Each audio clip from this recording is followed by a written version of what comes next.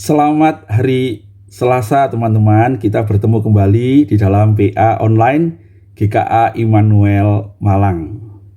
Hari ini kita akan meneruskan PA kita saudara-saudara, dan kita akan bersama-sama belajar firman Tuhan dari Matius 16 ayat yang ke-21 sampai ayat yang ke-23.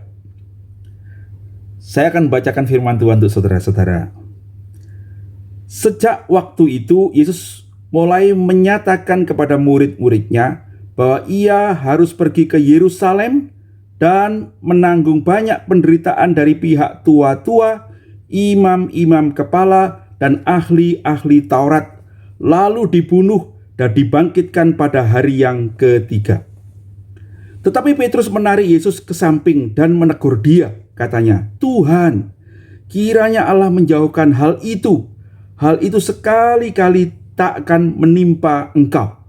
Maka Yesus berpaling dan berkata kepada Petrus, "Enyahlah iblis, engkau suatu batu sandungan bagiku. Sebab engkau bukan memikirkan apa yang dipikirkan Allah, melainkan apa yang dipikirkan manusia."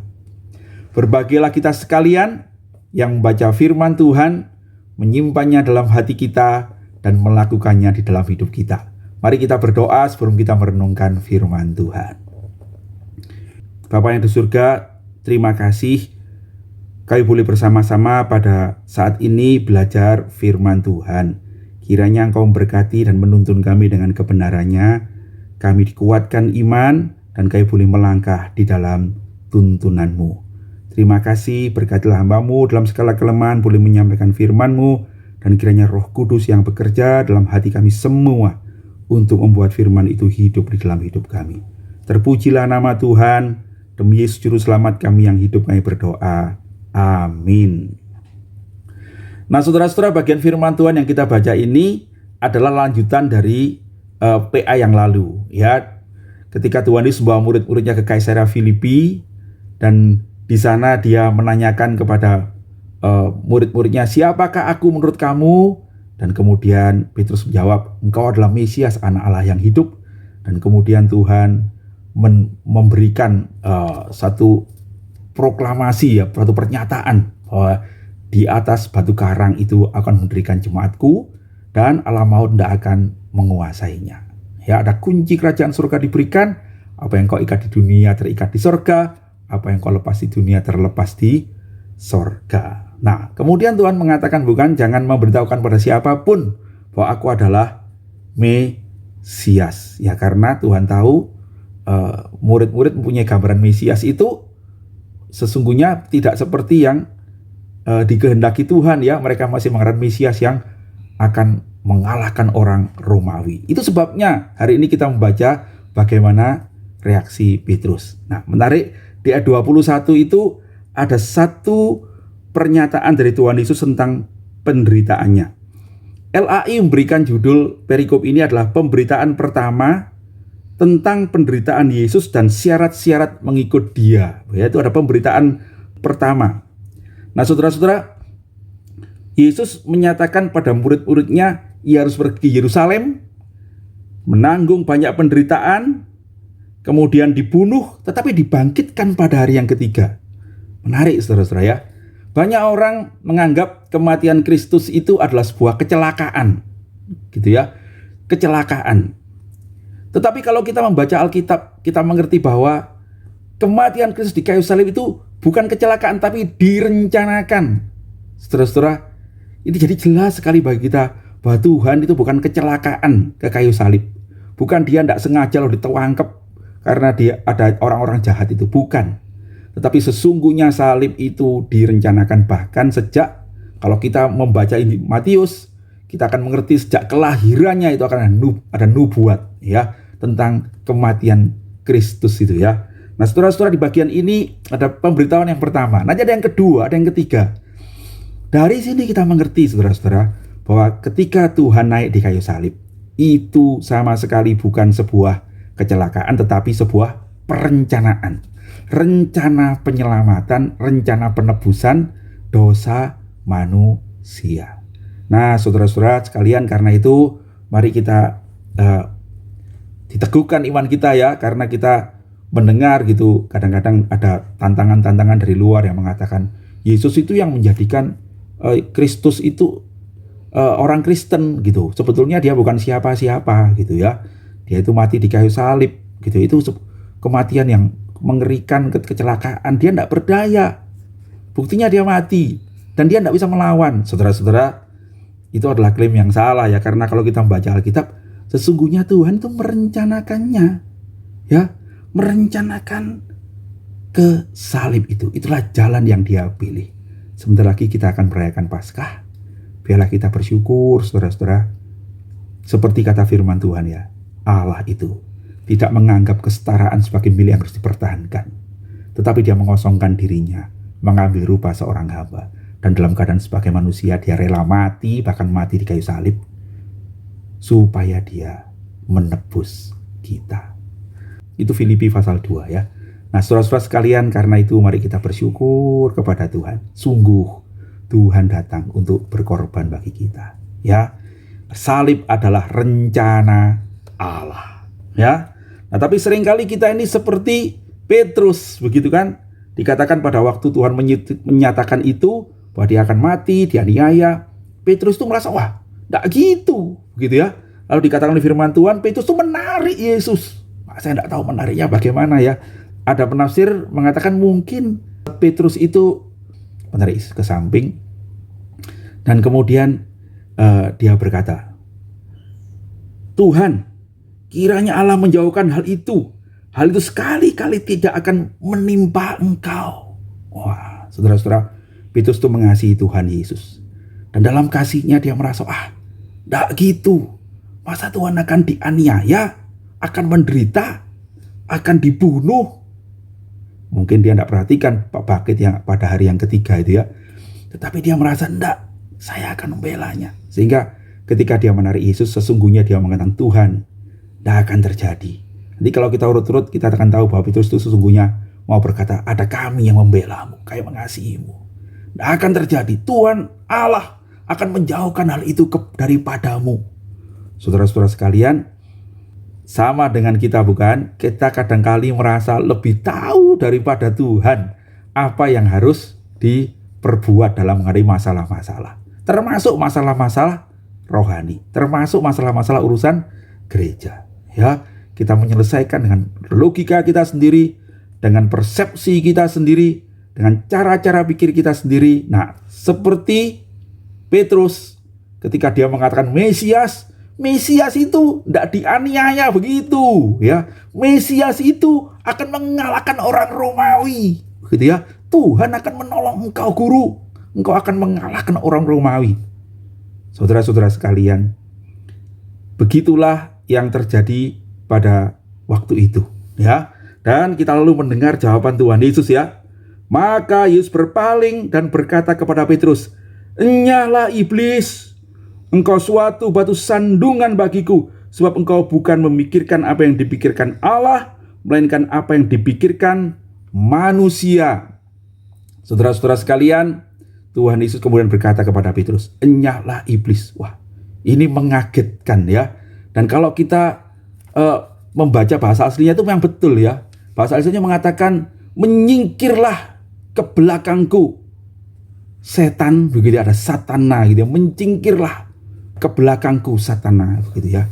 Betul-betul Tuhan itu menegur dengan keras. Kenapa? Nah, katanya saudara-saudara, sebab itu engkau berpikir bukan dari pikiran Allah. Saudara-saudara, kita mesti mengerti ya. William Barclay itu mengatakan, ketika Tuhan mengatakan ini, barangkali Tuhan tidak berteriak dengan marah. Tidak. Tetapi barangkali dia mengatakan ini dengan kesedihan. Dengan kesedihan ya.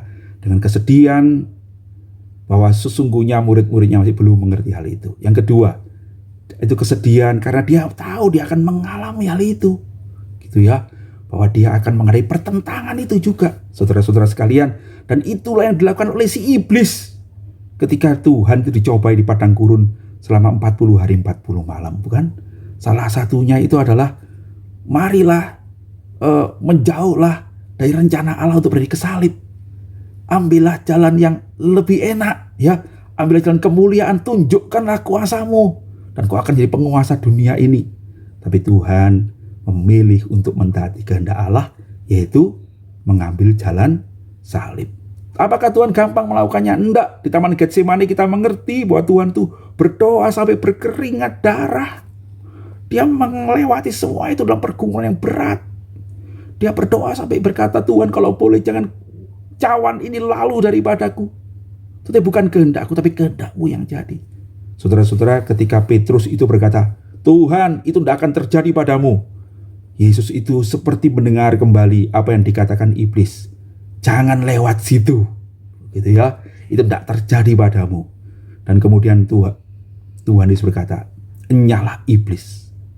Saudara-saudara, memang betul ya, iblis itu terus-menerus akan menggoda kita, akan mengingatkan kita. Waktu kita mau mengambil jalan untuk mengikut Yesus, mengambil jalan pengorbanan salib itu, saudara-saudara, sesungguhnya iblis juga bekerja.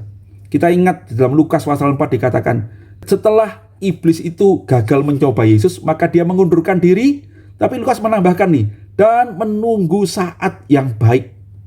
Iblis itu terus-menerus akan datang. Dan kali ini Yesus melihat iblis itu, pikiran iblis itu muncul di dalam nasihat Petrus.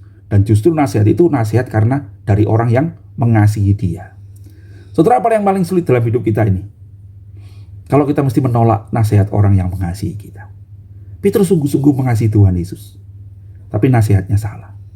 Kita juga punya orang yang mengasihi kita. Karena kan waktu kita mau mengikuti Yesus, kita bertemu dengan orang yang sangat mengasihi kita. Dan dia memberikan nasihat yang kadang bertentangan dengan firman Tuhan. Sulit menolaknya, saudara-saudara. Sebab kita tahu itu adalah orang-orang yang mengasihi kita. Tetapi biarlah kita seperti hari ini, melakukan seperti Tuhan Yesus. Tuhan berkata, enyalah iblis. Dalam bahasa aslinya itu sebetulnya artinya itu, menyingkirlah ke belakangku iblis, begitu ya. Menyingkirlah ke belakangku. Artinya apa, saudara-saudara? Tuhan Yesus mengatakan, Petrus, engkau bukan di depanku. Engkau bukan yang mengatur aku. Engkau mesti ke belakang. Engkau mesti mengikut aku, bukan aku yang mengikut engkau. Rencana Allah yang terjadi, bukan rencanamu. Keinginan Allah yang terjadi, bukan keinginanmu. Saudara-saudara sekalian, teguran ini mengingatkan kita bahwa sesungguhnya begitulah kita harus juga menghadapi pergumulan-pergumulan kita. Biarlah kita menyingkirkan ego kita, menyingkirkan bahkan nasihat-nasihat yang baik itu, untuk selalu berpegang kepada firman Tuhan. Karena Yesus Kristus Tuhan kita itulah yang harus menjadi kepala kita, menjadi pengatur hidup kita, yang menuntun jalan kita. Saudara-saudara sekalian, dari teguran ini kita juga mengerti betapa Yesus itu mengasihi Petrus. Ketika dia menyatakan hal yang salah, yang menurut kehendak manusia, bukan menurut kehendak Allah, Tuhan tidak menyingkirkan Petrus, tapi dia menegur dengan keras. Menegur apa? Untuk berbalik pada tempat yang seharusnya, yaitu menjadi pengikut Yesus. Saudara-saudara, kita harus jalan dekat dengan Tuhan Yesus. Tapi kita tidak disuruh jalan mendahului dia. Kita diminta untuk jalan di belakang dia, mengikuti jejak-jejaknya. Ketika keadaan sulit, ketika sesuatu menjadi buruk, ketika kita mengalami masalah-masalah yang tidak bisa kita hadapi, lalu kita mendengar nasihat-nasihat orang, lalu kita berpikir dengan kepandaian, kebijaksanaan kita sendiri, kita bisa jadi mengambil langkah-langkah yang tidak sesuai dengan firman Tuhan. Tapi biarlah hari ini kita diingatkan oleh firman Tuhan ini. Mari kita kembali ke tempat kita. Waktu semua sukar, ada banyak nasihat, ada banyak pikiran-pikiran kita, mari kita meletakkannya kepada kaki Tuhan. Tuhan, tolonglah saya, tuntunlah saya mau berjalan di belakang-Mu. Biarlah Engkau yang menuntun jalan saya. Dan biarlah itu yang membuat hidup kita aman, saudara-saudara. Hidup kita damai, saudara-saudara. Hidup kita dalam jalan yang benar, saudara. Kenapa? Sebab sama seperti Petrus, kita tidak tahu apa yang terjadi. Kita cuma manusia yang terbatas sekali.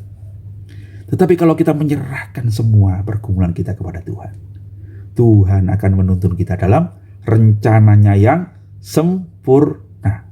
Sebab Dia yang tahu apa yang terjadi. Dan di dalam berjalan bersama-sama dengan Dialah, kita akan menemukan pertolongan kita pada waktunya, jalan keluar yang terbaik, dan sesuatu yang memuliakan nama Tuhan, yang membuat kita mendapatkan bukan cuma keberhasilan di dunia, tetapi upah di sorga. Biar hari ini teguran ini mengingatkan kita, jangan mengandalkan diri berpikir pada kehendak manusia, tapi kita mesti berpikir dan mengikuti kehendak Tuhan. Ingatlah, si iblis itu cara mencobai kita adalah membuat kita mengikuti pikiran kita sendiri dan menentang pikiran Tuhan. Merasa pikiran saya lebih baik daripada pikiran Tuhan. Dan kita melangkah di depan Tuhan, bukan di belakangnya. Saudara, biar kita menyadari hal itu. Dan mari kita belajar untuk ikut Tuhan senantiasa di belakang Dia. Bagaimana caranya? Tekunlah berdoa, membaca firman Tuhan, mengikuti kehendak Tuhan, dan percaya pada kedaulatan Tuhan. Tuhan kiranya memberkati saudara sekalian. Sampai ketemu nanti sore, kita boleh mendiskusikan PA kita hari ini. Tuhan Yesus memberkati. Mari kita berdoa. Bapa yang di surga, terima kasih kami boleh bersama-sama membaca firman-Mu dan merenungkannya. Banyak berkat Tuhan, dan barangkali lebih banyak daripada yang bisa hamba-Mu ini katakan. Tuhan kiranya menuntun semua saudara-saudara, sehingga oleh berkat-Mu lah kami semua berjalan mengikut Engkau. Berjalan di dalam tuntunan-Mu, dalam kebenaran-Mu, dan tolonglah kami untuk bisa menjauhkan diri dari hal-hal yang di luar kehendak Tuhan, yang hanya mengikuti nasihat dunia dan nasihat diri pikiran kami sendiri. Terima kasih untuk nasihat-Mu, untuk firman-Mu. Kami menyerahkan hidup kami kepadamu, tuntunlah kami di jalan yang benar. Demi Yesus Juru Selamat kami yang hidup, kami berdoa dan mengucap syukur. Amin.